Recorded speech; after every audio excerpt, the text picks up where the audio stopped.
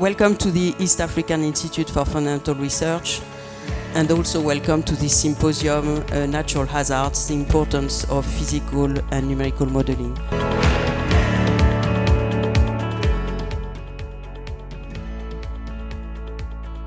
This symposium reflects a strong commitment to bringing fundamental research and real-world decision-making for disaster risk reduction. Rwanda is increasingly exposed to complex natural hazard-related disasters, floods, and landslides, particularly in western and northern provinces, have caused loss of lives, displacement of communities, and damage to critical infrastructure. At the same time, the unique geological and limnological characteristic of Lake Kivu present low probability but high impact risks related to limnic gas eruption and volcanic activity.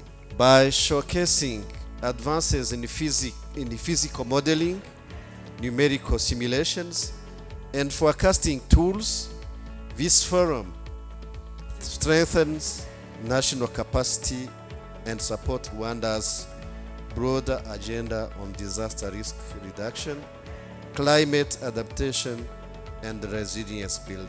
The French Embassy in Rwanda firmly believes that the Great Lake region, and Rwanda in particular, offer excellent opportunities for research into natural hazards and volcanology.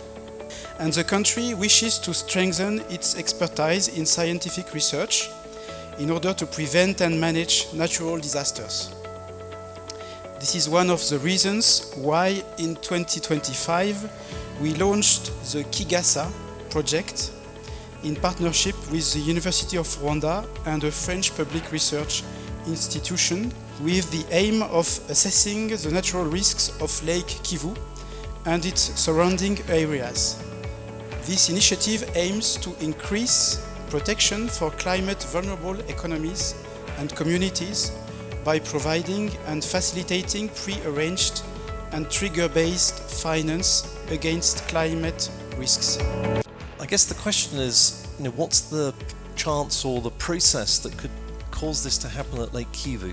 And this is regarded as a sort of major natural hazard. This Nyiragongo volcano up here might be one process that might cause a lake eruption. And in 2002, the volcano erupted and lava flowed through Goma in the DRC into the lake. And about 1 million cubic meters of lava entered the lake. That has a lot of thermal energy associated with it, and the heat flux associated with that, if it's going in a few hours, is getting on for a couple of hundred gigawatts.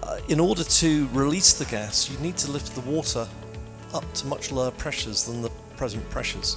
So the purpose of this assessment is to identify the locations of those flood hotspots based on historical events, field assessments, and numerical simulations.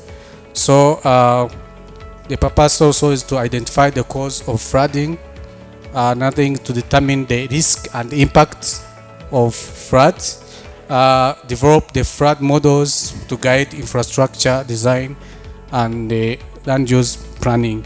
Landslides pose a significant hazard. They are very complex, so we can assess the impact. Landslide can have also cascading effects, meaning that apart from their direct impact on infrastructures, they can also generate waves. No? That is much more our topic. And for example, also instabilities underwater in the Lake Kivu could be investigated. So it's moving pretty fast, maybe 10 or 15 meters a second. It's perhaps 5 or 6 meters thick. This flow is predominantly solids. There's not much water in this flow, even though it looks easily to deform and water-like.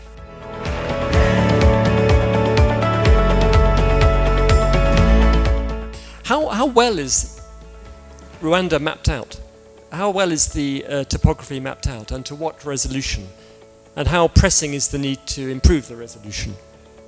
We use drones to collect our images, and we use photogrammetric softwares to generate our own DMs, so we can build DMs of 50 centimeters resolution. Most of presentation have talked about Karongi landslides, why we had that kind of landslide. There are researchers from University of France who have been conducting research in different parts of the country, including Karongi.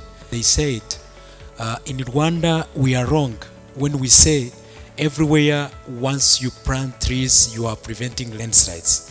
We have to relate the type of crops, type of trees, and the type of roots to the soil thickness. We have to carry out researches and know in this place, according to the soil type and soil thickness, the appropriate crop we must plant here is this one.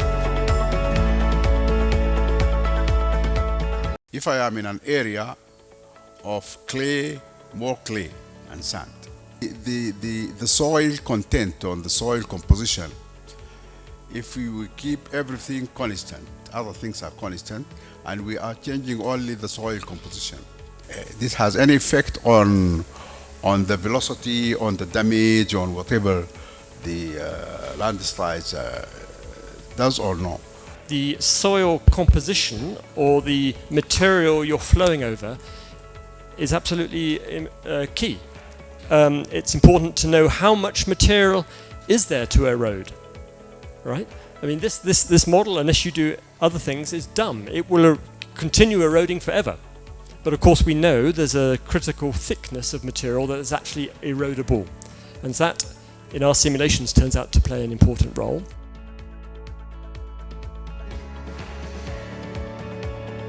Science must inform policy, and that policy must create space for science to influence decisions.